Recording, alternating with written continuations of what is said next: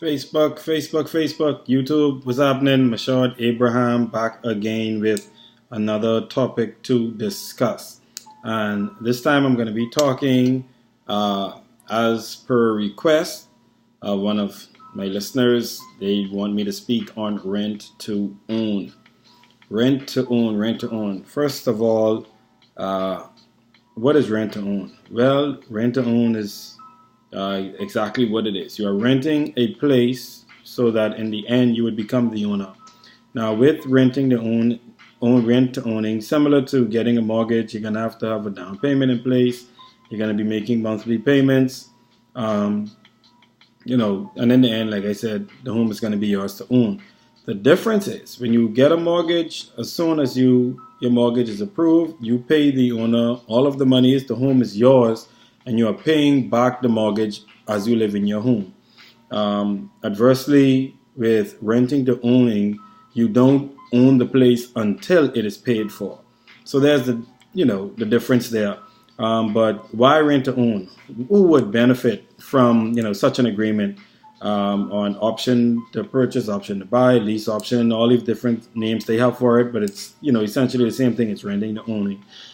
So persons who can benefit, mainly persons who cannot get a mortgage but want to own their home.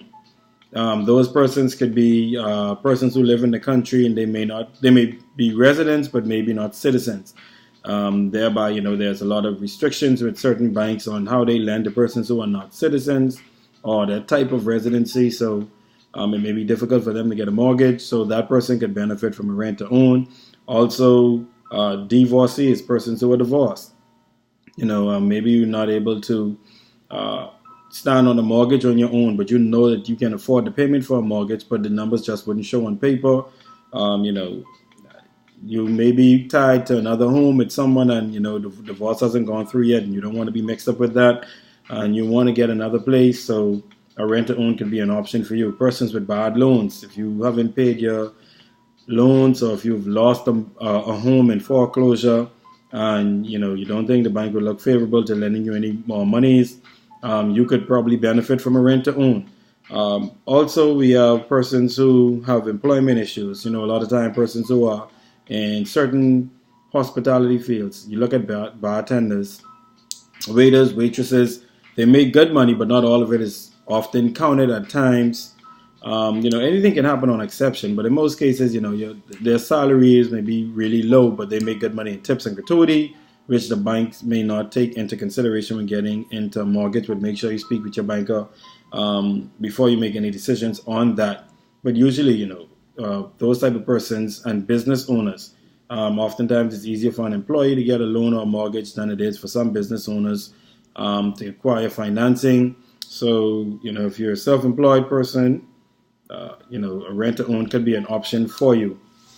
So, what are the situations? Or every rent to own is going to be different. It's going to be structured based on how you, the seller, or whoever the seller is, looking to get rid of the property. It's going to be more or less their call on how the agreement is going to be set up, though there's always room for negotiation. But like I said earlier, there'll usually be a down payment. The down payment could be anywhere between $1,000 to $50,000, whatever the agreed amount is. And then the balance that remains from the purchase price. Say if it's 50, if the person is selling the home for $100,000, you put down $50,000, $20,000. If you put down $50,000, and the portion that you'll be paying for is $50,000. So you'll be basically doing somewhat of a private mortgage. There are, like I said, there are a good number of things to cover in this, because you could do a private mortgage is different from a rent to own. If you're going to do a private mortgage, it means then that you give the $50,000, and then the $50,000 that remains, you just make that payment until it expires. With the rent to own, you will just give that amount, and you pay your rent each month, and then you pay an additional on top of the rent, and that additional that you pay goes towards paying down the balance.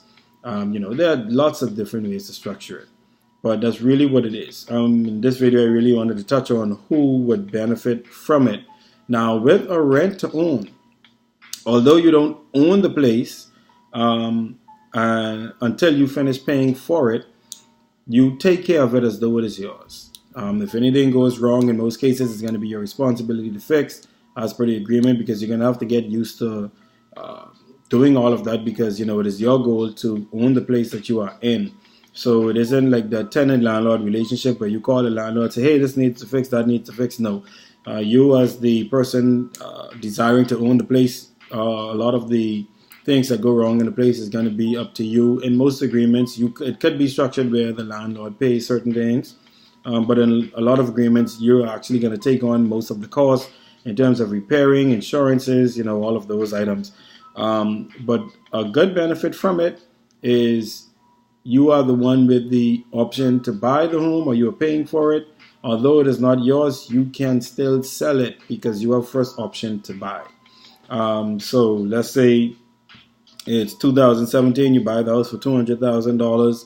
2020, maybe you want to move to a different island, to a different country, and you decide you want to sell. You can sell and pay off the balance that you owe.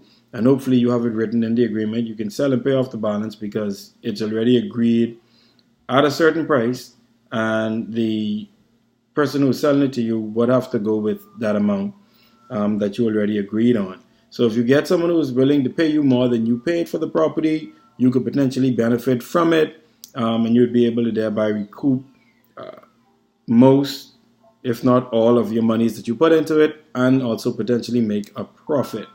But there are many different ways to structure it. Some persons structure it whereas you make a down payment and you can pay for 2 years, 3 years, 5 years, and then after that 5 years you have to find the balance of the money to pay it all off at one time. But there are many different ways to structure agreements to purchase and to sell homes. So if you are a person who is looking to sell your home, rent to own, in most cases, you're going to benefit more than the person who is buying, because oftentimes, sometimes things change, circumstances change, and maybe the person wouldn't want to continue with the rent to own option. That deposit that is given is a non-refundable deposit. So you get to keep that monies because, it's basically a part of the agreement. Just like when you go to the bank, you make a deposit, you don't get your deposit back. When you put your down payment in towards getting a home and decide you're not going to pay, you're going to let the bank foreclose.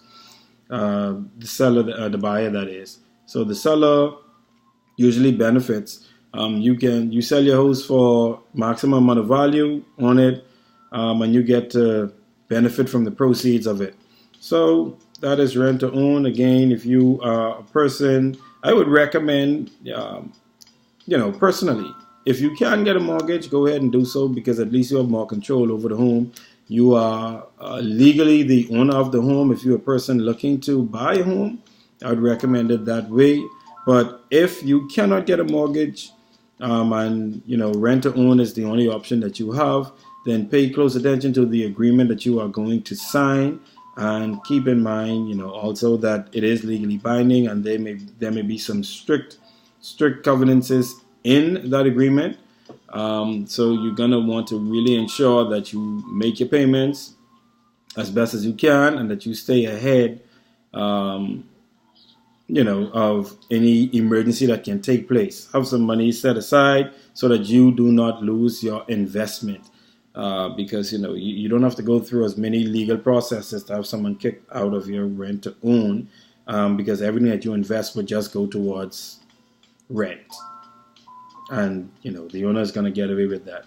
So should have done a video, one for the owners, one for the buyers, but just trying to cover the basics of it, guys. So if you have any questions, you can comment below the video. You can always send me an email as well, michaud.abraham@gmail.com, and I'll try my best to help as usual. So if you have any other topics you may want me to give clarity on, I'll try my best to do so. Go ahead and comment, send me an email, send me an inbox, and I'll be happy to do so. Thanks a lot, guys.